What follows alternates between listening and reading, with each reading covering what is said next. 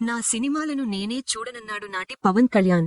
కానీ నేటి deputy CM అయ్యాక క్షణం తీరిక లేకున్నా కూడా వినాలి, వీరమల్లు చెప్తే వినాలి అంటూ తన సినిమాని తానే ప్రమోట్ చేసుకుంటూ రంగంలోకి దిగారు. ఎక్కడ నెగ్గాలో కాదు, ఎక్కడ తగ్గాలో తెలిసిన రియల్ పొలిటీషియన్ అనిపించాడాయన. కొందరివాడనే ముద్ర రాజకీయాల్లో చెల్లుతుందేమో కాని సినిమాల్లో మాత్రం అందరివాడు అనిపించుకుంటేనే నిర్మాత జేబుకి చిల్లు పడకుండా ఉంటుందనే వాస్తవాన్ని గ్రహించి స్వయంగా వీరమల్లు ప్రమోషన్స్కి దిగారు. తాను దిగడమే కాదు, జన సైనికులు, కూటమి కార్యకర్తలతో గ్రామ, మండల స్థాయిలో ర్యాలీలు చేయించి మరీ ప్రమోషన్స్ చేయించి వీరమల్లు విజయంపై గట్టిగానే గురిపెట్టారాయన. ప్రమోషన్స్లో వీక్స్ అని ముద్రపడ్డ పవర్ స్టార్ వీరమల్లుతో పీక్స్ అనిపించి మరోమారు ట్రెండ్ సెట్టర్ అనిపించారు. వినాలి, వీరమల్లు చెప్తే వినాలి అని అన్న హరిహర వీరమల్లు ఏం చెప్పాడో, ఏం వినిపించాడో సమీక్షలో చూద్దాం. హరిహర వీరమల్లు ఇది ఫిక్షనల్ స్టోరీ. చరిత్రతో ఏమాత్రం సంబంధం లేని కల్పిత పాత్రతో అల్లిన ఊహాతీతమైన కథ. అధర్మంపై పోరాడే ఓ యోధుడి కథ.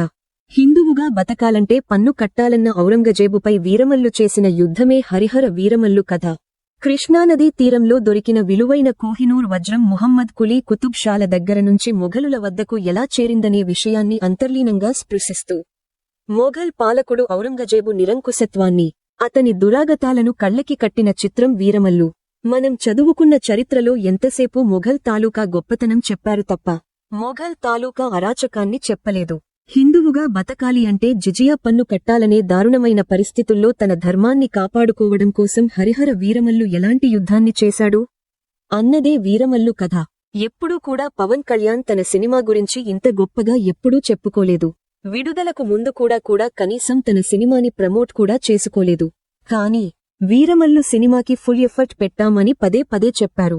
అంతేకాదు, ఈ సినిమాకి ఎంతో నలిగిపోయానని, వీరమల్లు ఎన్ని రికార్డులు బద్దల కొడుతుందో కూడా చెప్పలేనని అన్నారు. పవన్ కళ్యాణ్లోని ఈ కాన్ఫిడెన్స్ చూసిన తరువాత వీరమల్లు ఏదో చేయబోతున్నాడనే నమ్మకం అయితే కలిగింది. కానీ సినిమా ఫైనల్ అవుట్పుట్ చూస్తే మాత్రం ఊరించి ఉసూరుమనిపించారనే అనిపిస్తుంది. పవన్ కళ్యాణ్ సినిమాలను ఆయన ఫ్యాన్స్ ఎంతలా ఆరాధిస్తారో, ఇంకెంత ప్రేమిస్తారంటే ఆయన కెరియర్లోనే బిగ్గెస్ట్ ఫ్లాప్ సినిమాలను కూడా రిలీజ్ చేస్తే హౌస్ఫుల్ చేసిన ఘన చరిత్ర ఉంది. ఎవరు ఏమనుకున్నా కూడా ఫ్యాన్స్ కి మాత్రం పవన్ కళ్యాణ్ సినిమా ఎలా ఉన్నా నచ్చేస్తుంది. వీరమల్లు సినిమా ఫస్టాఫ్లో కొన్ని సీన్లు, పవన్ కళ్యాణ్ ఎంట్రీ, భారీ ఎలివేషన్స్ కి ఫ్యాన్స్ పిచ్చెక్కిపోతారు. మరి థియేటర్లో మిగతా వాళ్ల పరిస్థితి ఏంటి అంటే ఉర్రూతలూగుతున్న ఆ ఫ్యాన్స్ ని అలా చూస్తుండటమే. ఎందుకంటే వీరమల్లు కథతో జర్నీ చేసే అవకాశం లేదు కనుక. వీరమల్లుగా పవన్ కళ్యాణ్ యాక్షన్ ఫీస్ట్ అందించారు, అందులో సందేహం లేదు. ఒకరకంగా చెప్పాలంటే తన శక్తికి మించి పని చేశారు. మిగతా స్టార్ హీరోల మాదిరిగా తాను నటనలో స్వైర విహారం చేయలేనని, డాన్స్లు చేయలేనని, యాక్షన్ ఎపిసోడ్లు అంతంత మాత్రమేనని పబ్లికగానే ఒప్పుకుంటారు పవర్ స్టార్. కానీ ఈ సినిమాలో యాక్షన్ ఎపిసోడ్ల కోసం ఏ స్టార్ హీరోలతో అయితే పోటీ పడలేనని అన్నారో వాళ్లకి గట్టి పోటీనే ఇచ్చారు. యాక్షన్లో, డైరెక్షన్లో, ఫైట్స్లో, పాటల్లో, ఇలా ప్రతి క్రాఫ్ట్లోనూ పవర్ స్టార్ ఓ చేయి వేశారు. అయితే ఈ కథ చేతులు మారుతూ రావడంతో పవన్ కళ్యాణ్ తన భుజస్కంధాలపై నిలబెట్టడానికి ప్రయత్నించినా కూడా ఆయన శ్రమకి తగ్గ ఫలితం అయితే లేదు. ఔరంగజేబు క్రూరత్వం, కోహినూర్ వజ్రం కోసం వీరమల్లు పోరాటం, ఈ రెండింటి మధ్య అంతర్లీనంగా ధర్మం కోసం జరిగిన యుద్ధం. చెప్పడానికి ఇదో చారిత్రక ధర్మ పోరాటం అనేట్టుగానే ఉంది. కాని ఆ ఆర్భాటమేది టేకింగ్లో ప్రజెంట్ చేయలేకపోయారు. ఫస్టాఫ్లో కథని మొదలుపెట్టిన తీరు, పాత్రల్ని పరిచయం చేసిన విధానం చూస్తే దర్శకుడు క్రిష్ వేసిన పునాది గట్టిదే అనే నమ్మకం కలిగింది. కానీ కథ ముందుకు వెళ్తున్న కొద్దీ క్రిష్ ఈ ప్రాజెక్ట్ నుంచి తప్పుకున్న లోటు అయితే స్పష్టంగా కనిపించింది. ఈ ప్రాజెక్ట్ ని చివరి వరకు ఆయనే డీల్ చేసి ఉంటే రిజల్ట్ మరో విధంగా ఉండేదేమో. కాని వీరమల్లు కథలో దర్శకత్వ లోపం అయితే కొట్టొచ్చినట్టు కనిపిస్తుంది. ఫస్టాఫ్లో ఔరంగజేబు అరాచకాలను చూపించిన తరువాత అతని దగ్గరే ఉన్న కోహినూర్ వజ్రం కోసం వీరమల్లు వేట సెకండాఫ్లో మొదలవుతుంది. ఇక కథ క్లైమాక్స్ కి వచ్చాక తిరిగి ఎక్కడ మొదలైందో అక్కడే ఆగుతుంది. చివరి 18 నిమిషాలు యాక్షన్ ఎపిసోడ్ ని తానే డైరెక్ట్ చేశానని చెప్పి ఫ్యాన్స్ ని ఉత్సాహపరిచారు పవన్ కళ్యాణ్. అయితే సినిమా చూసిన తరువాత ఆయన చేయకుండా ఉండి ఉంటే బాగుండేది అని అనిపిస్తుంది. ఎందుకంటే అంత ఘోరంగా ఉన్నాయి సెకండాఫ్లో వచ్చే యాక్షన్ సీన్లు. మధ్యలో హిందూ ధర్మ రక్షణ అనే మంచి పాయింట్ టచ్ చేసినా దాన్ని బలంగా చూపించలేకపోయారు. కోహినూర్ వజ్రంతో మొదలైన వీరమల్లు కథ ట్రాక్ తప్పి సనాతన ధర్మం వైపు వెళ్లిపోతుంది. పోనీ అక్కడైనా ఉందా అంటే క్లైమాక్స్లో ఔరంగజేబు వీరమల్లు తలబడే వరకు తీసుకుని వెళ్లి ఎండ్ కార్డ్ వేసేసి పార్ట్ 2లో చూసుకోండి. మళ్లీ హరిహర వీరమల్లు యుద్ధభూమిలో కలుద్దామనేశారు. తాను పాలిటిక్స్లో బిజీగా ఉండటం వల్ల ఆ మంగళగిరిలోనే ఓ గోడౌన్లో సెట్ వేసి గ్రీన్ మ్యాట్లోనే కీలక సన్నివేశాలను, యాక్షన్ ఎపిసోడ్లను చిత్రీకరించామని చాలా గొప్పగా చెప్పారు పవన్ కళ్యాణ్. కానీ ఆ గోడౌన్లో చేసిన గ్రీన్ మ్యాట్ విఎఫ్ఎక్స్ గ్రాఫిక్ సీన్లే వీరమల్లుని ట్రోలింగ్ బాట పట్టిస్తాయి అనడంలో సందేహం లేదు. ఎందుకంటే అంత ఘోరంగా ఉంది ఆ విఎఫ్ఎక్స్ వర్క్. ఈ సినిమా పలు వాయిదాల పడ్డాయంటే క్వాలిటీ విఎఫ్ఎక్స్ కోసం అని మేకర్స్ చెప్పిన మాట. కానీ ఫైనల్ అవుట్పుట్లో క్వాలిటీ అయితే కనిపించలేదు. ఇంకా చెప్పాలంటే ఇటీవల కాలంలో ఆదిపురుష్, కన్నప్ప సినిమాల విఎఫ్ఎక్స్ వర్క్ పై విమర్శలు వచ్చాయి. కానీ వీరమల్లు వాటికేం తక్కువేం కాదు అన్నంత నాసిరకంగా ఉంది graphic work.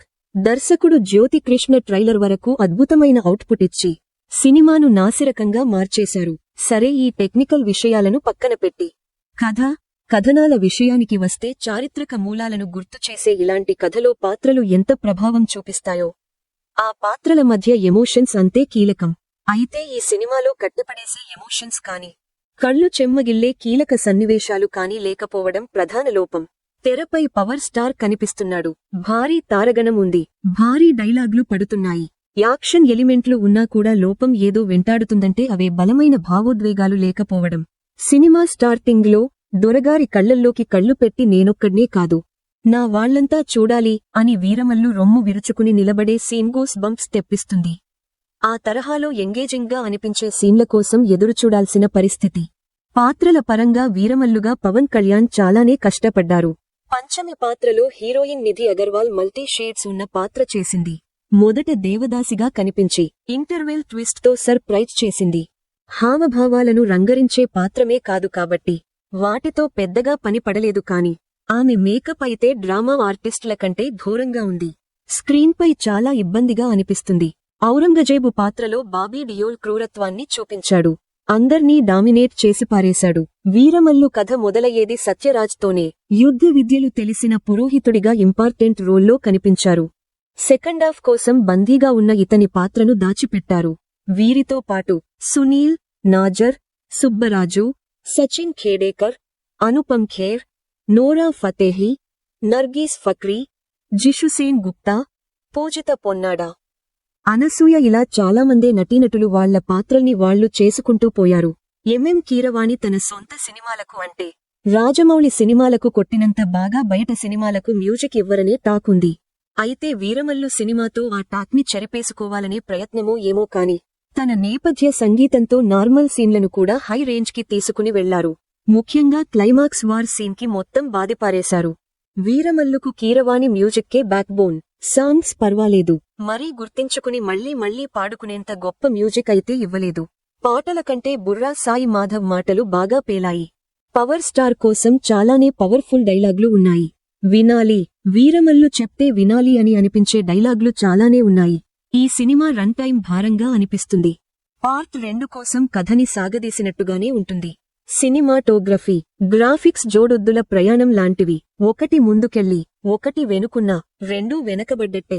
Yes Gnanashankar, Manoj Paramahamsa camera work బాగున్నా గ్రాఫిక్స్లో చెడగొట్టేశారు. 80% గ్రీన్ మ్యాట్ షాట్లే కావడంతో విజువల్స్ కోసం ఎంత తక్కువ చెప్పుకుంటే అంత మంచిది.